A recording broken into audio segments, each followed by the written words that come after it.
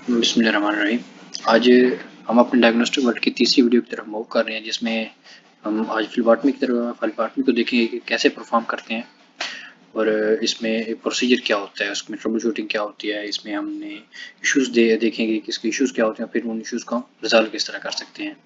हमने पहले ही दोनों वीडियोज़ में ये देखा था कि डायग्नोस्टिक वर्ड होता क्या है, और हमने पहले एक पूरा कंटेंट शेयर किया था कि हम किस किस चीज़ पे बात करेंगे, और हमने दूसरी वीडियो में ये बताया था कि डायग्नोस्टिक वर्ड लैब में कौन कौन बंदा काम कर सकता है, कौन कौन से डिसिप्लिन इसमें काम करने के आयल होते हैं। आज हम तीसरी वीडियो की तरफ मूव कर रहे हैं। तो इसमें हम जो है सबसे पहले देखते हैं फ्लीबॉटमी होती क्या है। फ्लीबॉटमी बेसिकली हम जो है ना किसी भी पेशेंट के ब्लड विदड्रॉ को कहते हैं। उसमें हम जो सैंपल कलेक्ट कर रहे होते हैं उसको हम कहते हैं, और मोस्टली जो है हम सैंपल जो है पेशेंट की वेन से कलेक्ट कर रहे होते हैं। और इसके लिए जो सबसे इम्पोर्टेंट कुछ चीज़ें होती हैं उसमें पेशेंट की आइडेंटिफिकेशन सबसे पहले होती है कि जिस पेशेंट का हमारे पास ऑर्डर आया है टेस्ट का, आया कि हम उसी पेशेंट का ही ब्लड कलेक्ट कर रहे हैं या कोई और तो नहीं है।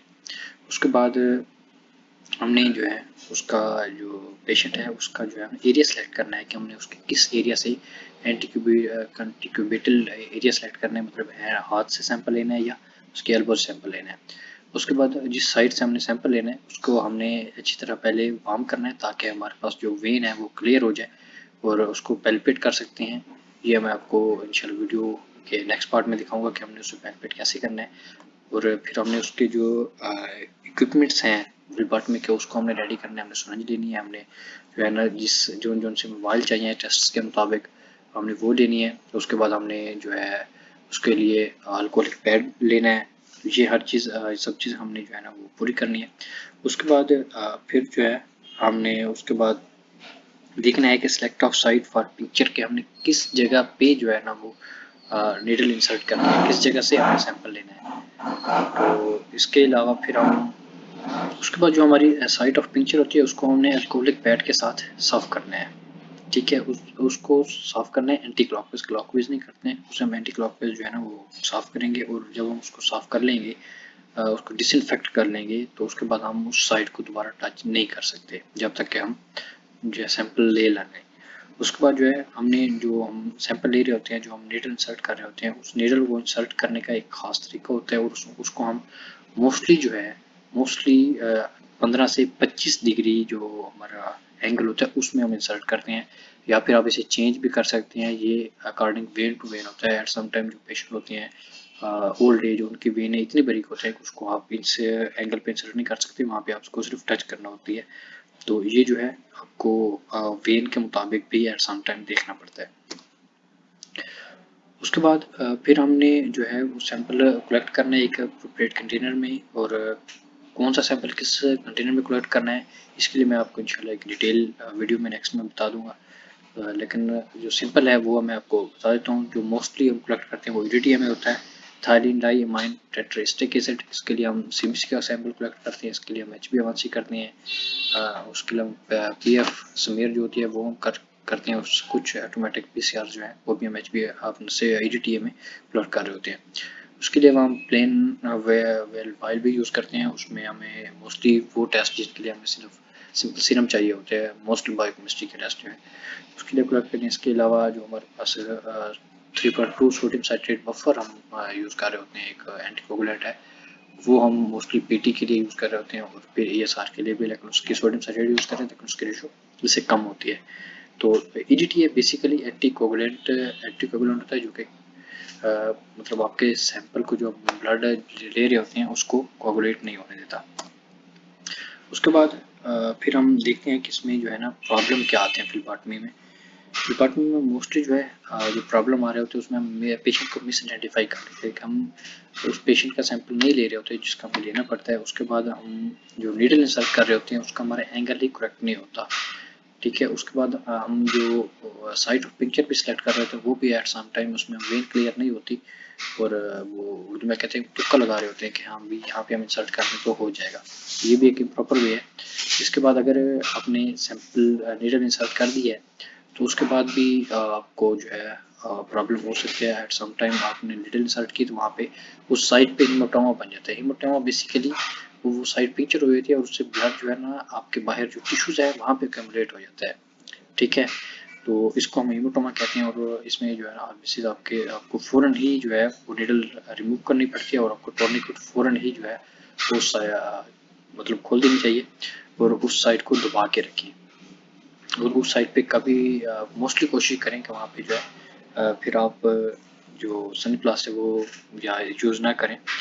उसके अलावा जो है वहाँ पे थ्रोम्बस भी बन सकता है, एक सॉलिड मास होता है, ये भी एक मोस्टली बन जाता है पेशेंट की साइट ऑफ पिंचर पे।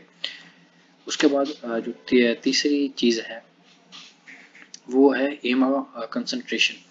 इसमें जो है आपके जब आप बहुत ज़्यादा देर तक जो है टॉर्निकेट अप्लाई कर लेते हैं तो आपके जो आरबीसी की रेशो है ना वो आपकी इंक्रीज हो जाती है as compared to plasma. Plasma की जो रेशो है वो कम हो जाती है। तो इस सूरत में भी आपको जो है आपका सैंपल इनकॉर्पोरेट होते हैं। आपको जो है ना काफ़ी सारे टेस्ट हैं उनमें आपका ये सैंपल एक्सेप्टेबल नहीं होता।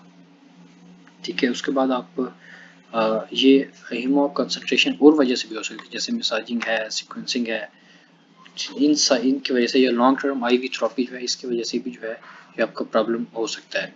और एक चीज़ हमने और भी माइंड में रखनी है कि हम अक्सर सैंपल ले रहे होते हैं और उसमें पेशेंट के साथ में आईवी भी चल रही होती है, ड्रिप वगैरह भी चल रही होती है और हम उसका सैंपल भी कलेक्ट कर रहे होते हैं, तो मोस्टली इस तरह का सैंपल भी रिजेक्ट किया जाता है। लेकिन इसमें हम इंशाल्लाह डिटेल में बात करेंगे कौन से सैंपल हमने कलेक्ट करना है और कौन सा हम सैंपल रिजेक्ट करते हैं और कौन सी वायल्स हम यूज़ करते हैं। इसके अलावा जो प्रिकॉशंस सबसे इम्पोर्टेंट हैं, आपने जो है ना अपने ग्लव्स पहनने हैं, लैब कोट पहनना है और हर पेशेंट के बाद ग्लव चेंज करने हैं, हैंड वॉश करने हैं। और इसके अलावा आपने जो आप इक्विपमेंट यूज़ कर रहे होते हैं फ्लूबाटमी में वो अपने पेशेंट से करीब नहीं रखते हैं। बाज़ का साइकाइट्रिक पेशेंट होते हैं तो वो आपको भी डैमेज कर सकते हैं और आपके जो इक्विपमेंट जो आप यूज़ कर रहे हैं उनको भी डैमेज कर सकते हैं।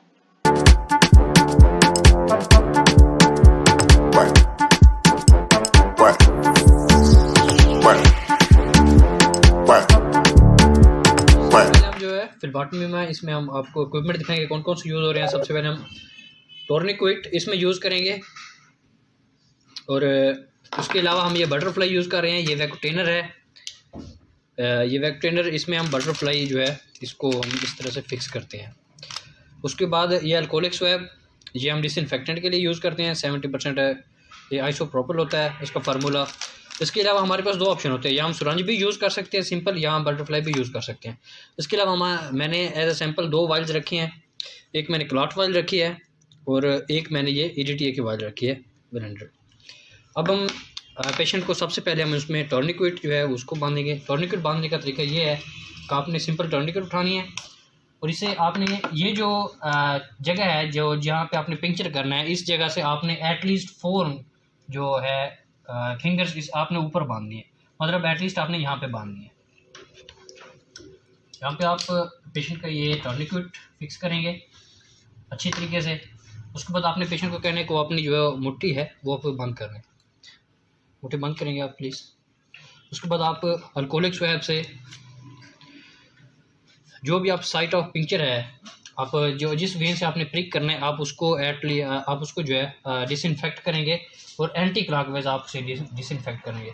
बाय द वे हमने जो हमारे जो भाई बैठे हुए हैं इनकी जो वेन्स हैं वो क्लियर है। एट सम टाइम अगर पेशेंट की वेन्स क्लियर नहीं है तो आप उसे जो है उसका ये जो साइट ऑफ पिंचर है उसे आप वार्म कर सकते हैं या आप उसे पैल्पिट कर सकते हैं। पैल्पिट मीन्स आप उसे एटलीस्ट इस तरह से 4-5 बार जो है वो पैल्पिट करेंगे तो उसकी वेन होप सो क्लियर हो जाएगी। अगर फिर भी क्लियर नहीं होती तो आप पेशेंट को बाहर कह सकते हैं कि वो अपनी मुट्ठी खोले और दोबारा बंद करे। इस तरह करने से उसकी वेन क्लियर हो जाएगी। तो क्योंकि हमारे पेशेंट की वेन क्लियर है तो हम फिर इसको जो है नेक्स्ट प्रोसीड करते हैं। आपने इसे जो है वो एंटी क्लॉकवाइज जो है वो डिसइंफेक्ट करना है। उसके बाद जब आपने इसे एक बार डिसइंफेक्ट कर लिया उसके बाद आप अल्कोहलिक स्वैब को साइड पर रख देंगे और दोबारा जो है इस पर आप टच नहीं कर सकते इसको। अब नेक्स्ट हमारे पास दो प्रोसीजर है, एक को हम सुरंज से सिंपल सैंपल ले सकते हैं, दूसरा हम जो है वो बटरफ्लाई यूज़ करेंगे।